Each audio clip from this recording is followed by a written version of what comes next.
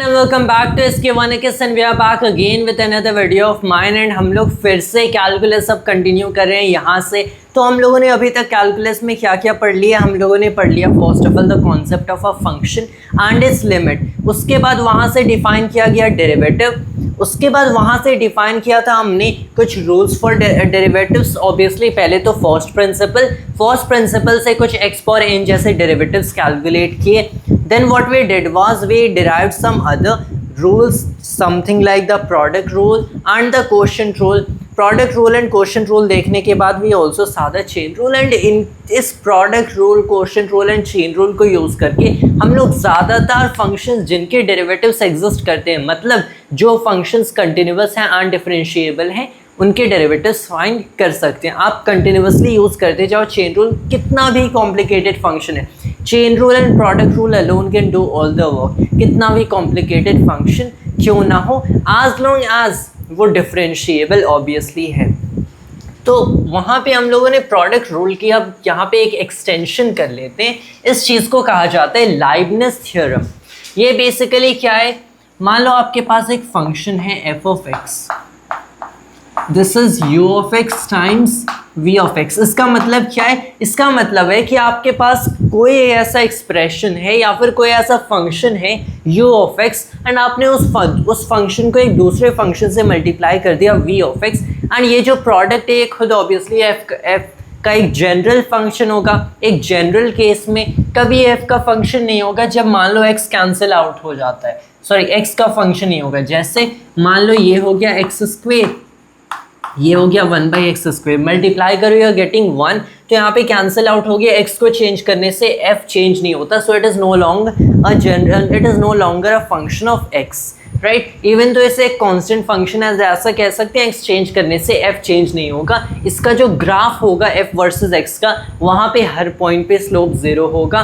The derivative of this is 0 with respect to x। लेकिन किसी general case में it is a function of x, right. तो उस case में हम लोग क्या देखते हैं, इसे डिफ्रेंशिएट कैसे करेंगे, df ओवर dx, या फिर जिसे हम लोग f प्राइम लिखते हैं। इसे मैं क्या कर दूंगा, I will multiply u with v prime plus then I multiply u prime with v, right. पहले इस चीज़ को डिफ्रेंशिएट किया इससे मल्टीप्लाई करके, प्लस में इस चीज़ का डिफ्रेंशिएशन इससे मल्टीप्लाई कर दिया, that is the derivative, right. अब देखो अगर मेरे पास मान लो प्रोडक्ट ऑफ 3 फंक्शंस होता, is u v w and all 3 are functions of x, तब मैं कैसे डेरिवेटिव फाइंड करूंगा। वेल मुझे अब बेसिकली क्या करना है, इसे लिख देना है एज uv टाइम्स w, क्योंकि uv खुद एक फंक्शन ऑफ x है एंड w खुद एक फंक्शन ऑफ x है। कैसे, तो एक फंक्शन है मेरे पास u ऑफ x, एक फंक्शन है v ऑफ x, एक फंक्शन है w ऑफ x। मुझे बताया गया कि जब मैं इन तीनों फंक्शंस को मल्टीप्लाई करता हूँ मुझे एक फंक्शन मिलता है f ऑफ x। तो अगर मुझे फाइंड करना है कि x को चेंज करने से f कितनी तेज़ी से चेंज हो रहा है, तो देखो x को चेंज करने से u, v एंड w तीनों चेंज हो रहे हैं, because all 3 are functions of x। तो समहाउ ये जो f का डेरिवेटिव है इन तीनों की डेरिवेटिव पे ऑब्वियसली डिपेंड करता है। यहाँ पे ऑब्वियसली टू फंक्शंस वाला केस है, तो x को चेंज करने से ये भी चेंज होता है, ये भी चेंज होता है, तो ये कितनी तेज़ी से चेंज करेगा इन दोनों के डेरिवेटिव्स पे डिपेंड करता है, right.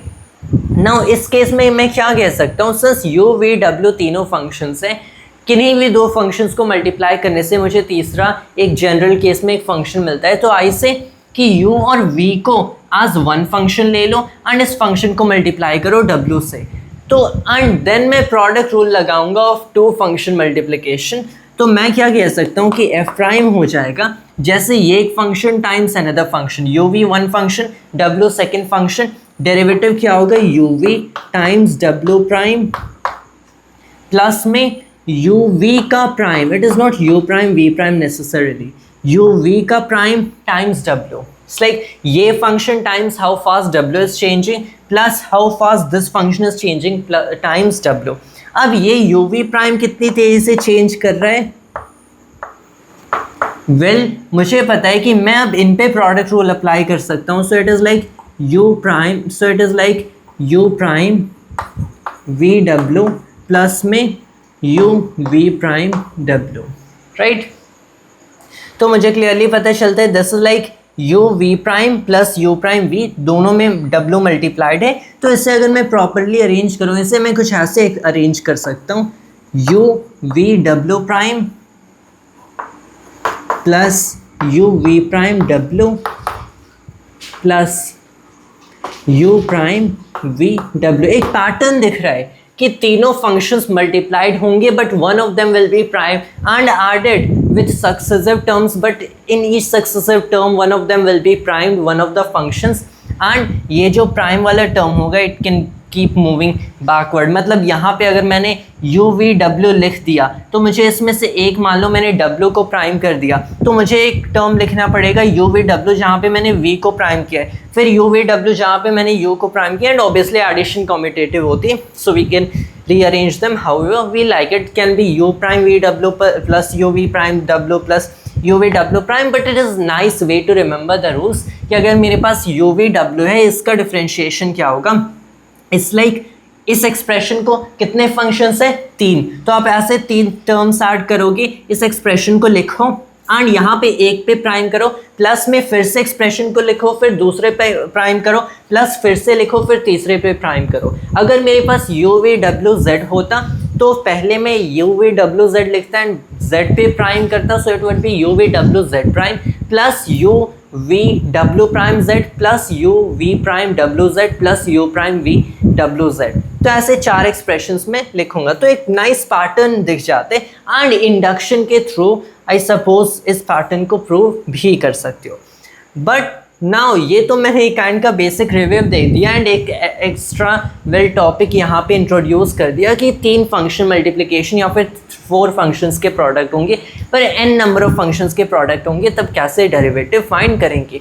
Now let's move on to what we call the Leibniz theorem, and it is not about multiplying various functions and उनके derivative, rather it is कि आपने 2 function he for now consider किया, and obviously इस theorem को तब higher product functions as I would like to call them तक extend कर सकते हो, and उनके higher order derivatives आपको find करने हैं।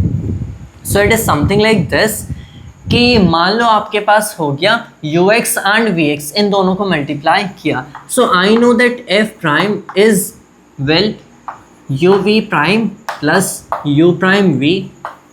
अगर मैंने अब f प्राइम को डिफरेंशिएट कर दिया तो कितनी तेजी से इस ग्राफ का स्लोप चेंज करता है, मतलब the slope of the slope वाला graph, right, the rate at which the function changing is changing. So it's like that, function change कर रहा है, किसी रेट से चेंज कर रहा है, एंड देन वो रेट किस रेट से चेंज कर रहा है, that's what we are asking.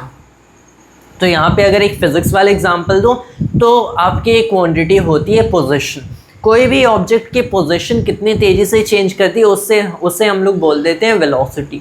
अब वो वेलोसिटी कितनी तेज़ी से चेंज कर रही है उसे बोलते हैं acceleration. So acceleration is the second derivative of position.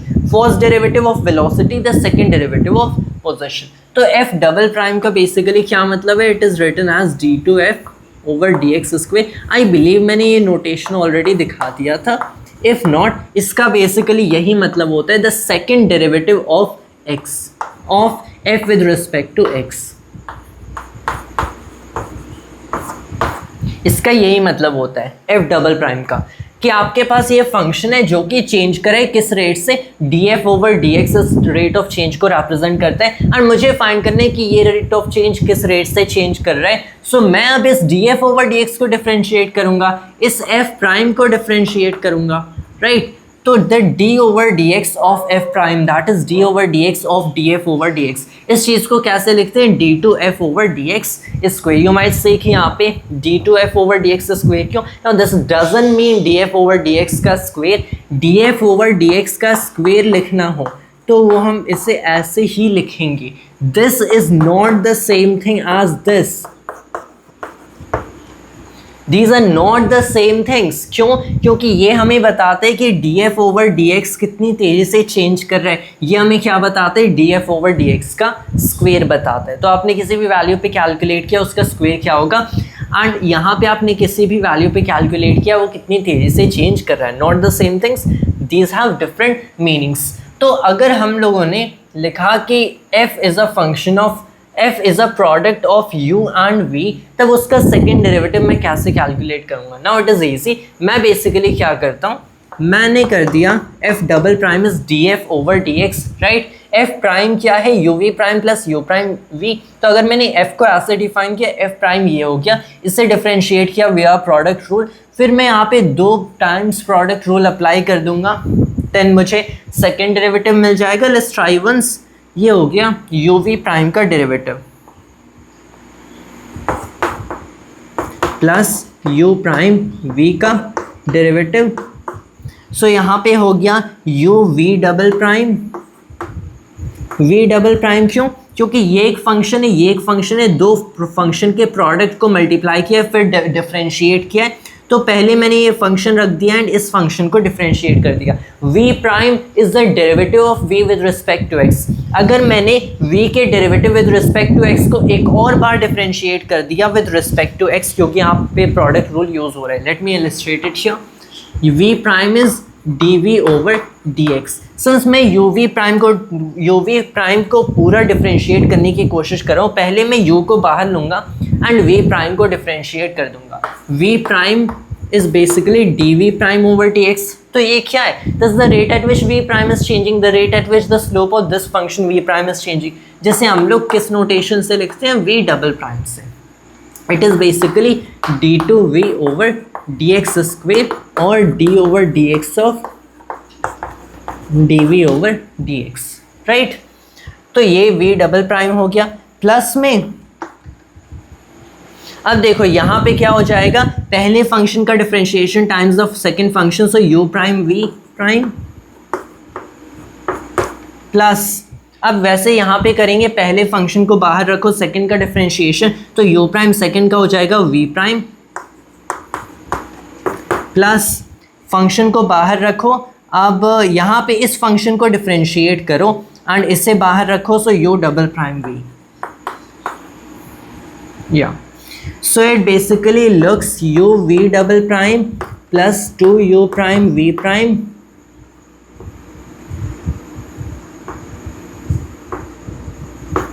Plus u double prime v।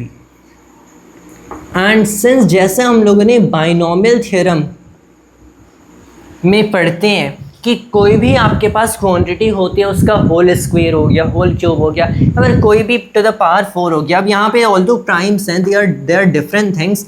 अगर मेरे पास एक फंक्शन है, या फिर मान लो अगर मेरे पास कोई क्वांटिटी हो गई x plus Y to the power क्या हो गया, टू द पावर n हो गया, तो मैं इसे लिख सकता हूँ as the sum from k equals, if I remember correctly, 0 to infinity, right. ये हो गया टू n, 0 टू n, क्योंकि यहाँ पे nth पावर है, n से k, x to the power हो जाता है k, y to the power n minus k।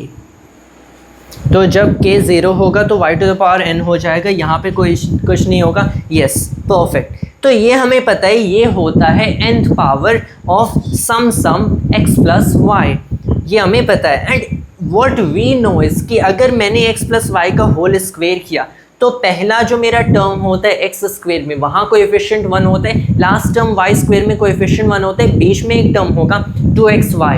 अब xy का कोएफिशिएंट 2 होगा। अगर मैंने x प्लस वाई का होल क्यूब किया, तो पहला जो x क्यूब होगा वहाँ पे कोएफिशिएंट 1, y क्यूब होगा कोएफिशिएंट 1, बीच में आपको 2 ऐसे टर्म्स मिलेंगे जहाँ पे कोएफिशिएंट, इफ आई रिकॉल, 4, 6, 4 होता है, right. That is how it typically goes.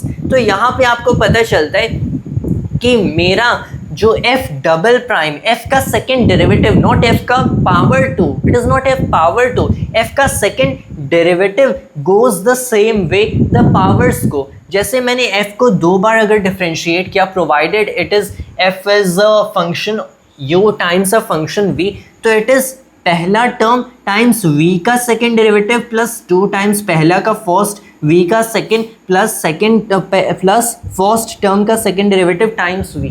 x plus y का whole square goes like this, does it not? x square plus 2xy plus y square, that is exactly how it goes. मतलब हमें यहाँ पे एक kind की analogy दिख रही है, and this is a mathematical analogy. मतलब क्लियरली मैं क्या कर सकता हूँ, मैं ये देख सकता हूँ कि जैसे बायनॉमियल कोएफिशिएंट्स को यूज़ करके मैं डिस्क्राइब कर देता हूँ कि क्या कोएफिशिएंट होगा of any particular term in this power of two sums of a sum. मैं बेसिकली कोई भी डेरिवेटिव, कोई भी high order derivative of this function f provided कि ये u टाइम्स v है का कोएफिशिएंट बता सकता हूँ। एंड मैं इनफैक्ट इसे लिख भी सकता हूँ कि f का जो nth डेरिवेटिव होगा, अब यहाँ पे doesn't mean f power n, जब मैं समथिंग लाइक पावर में, something like power, not, it is not exactly a power क्योंकि मैंने ब्रैकेट्स में लिखा है, ब्रैकेट्स वाले मैंने पावर कर दी, मतलब रेज्ड टू और टॉप पे लिख दिया of that particular function, it means I am not raising it to that power, मतलब मैंने उतने टाइम्स इस फंक्शन को डिफ्रेंशिएट किया है। क्योंकि ऑब्वियसली हम लोग प्राइम नंबर ऑफ प्राइम्स तो इंक्रीज कर नहीं सकते कि ऑब्वियसली अगर मुझे फोर्थ डेरिवेटिव को रिप्रेजेंट करना है, can I write it as F prime prime prime, well yes but that will be too lengthy. अगर सेवंथ डेरिवेटिव तो F prime prime prime prime prime prime prime, it's like that's too lengthy. तो पहले तीन derivatives के लिए we use F prime, F double prime, F triple prime, and उसके बाद हम लोग क्या करते हैं, we switch to such notation. 4 को अंडर ब्रैकेट में लिख दो, 7 को यहाँ पे, दिस इज 7 को अंडर ब्रैकेट में लिख दो। तो अगर मैंने यहाँ पे अंडर ब्रैकेट्स n को लिखा है, इट मीन्स मैंने n बार इस चीज़ को डिफ्रेंशिएट किया है। It is equal to the sum from k equals 0 to n, ये हो गया n c के exactly given by the binomial coefficients only. ये हो गया u का कौन सा number of derivative, this is u का बेसिकली होता है, ऑल राइट। जैसे यहाँ पे अगर मैं एनालॉजी ड्रॉ करूँ, सो it should be kth derivative, v का k माइनस nth डेरिवेटिव। अब इज दिस एनालॉजी एग्जैक्ट, क्योंकि बायनॉमियल कोएफिशिएंट्स तो मैच करते हैं लाइक दैट। अगर मान लो क्या ये u power k and v, sorry it's not power, did I forget it myself, these are derivatives, all right. अगर मान लो मैंने n इक्वल्स 2 रखा, मैंने n इक्वल्स 2 रखा, उस केस में क्या बेसिकली होगा, जो मेरा पहला टर्म हो जाएगा it will be like 2c0, जो कि किसके इक्वल, जो कि 1 के इक्वल होगा।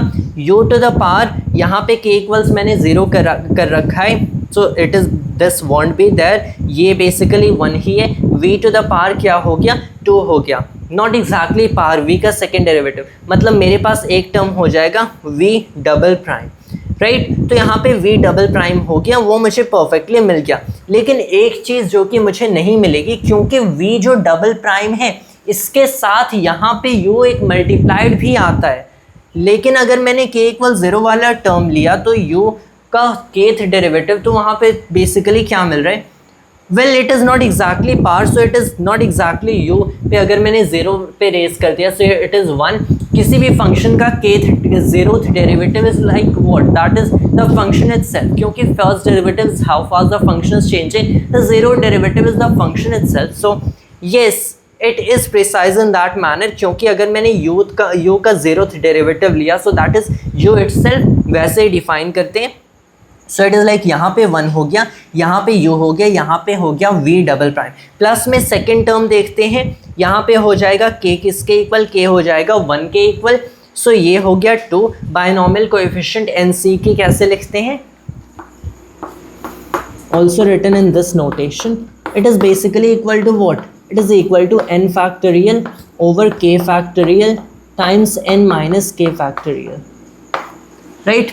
तो यहाँ पे जब n 2 है एंड अब मैंने k इक्वल्स 1 वाले टर्म लिया, so this is 2 minus 1, 1 factorial, यहाँ पे ये 1 हो गया एंड यहाँ पे हो गया 2, so it is now equal to 2। तो प्लस में हो जाएगा, यहाँ पे आ जाएगा एक 2, u का फर्स्ट डेरिवेटिव, v का 2 minus 1 first derivative, so plus u prime v prime. Plus में क्या हो गया, प्लस में हो गया, अब मैंने रखा k इक्वल्स 2, तो मैंने 0 रख दिया, 1 रख दिया, अब 2 उसके आगे नहीं जाएगा, खस k की वैल्यू 0 से n तक जाती है, n इक्वल्स 2। तो यहाँ पे जब मैंने 2 रखा, 2c2 ऑब्वियसली 1 के इक्वल होगा, u का सेकेंड डेरिवेटिव, सो u डबल प्राइम, यहाँ पे 1 टाइम्स u डबल प्राइम।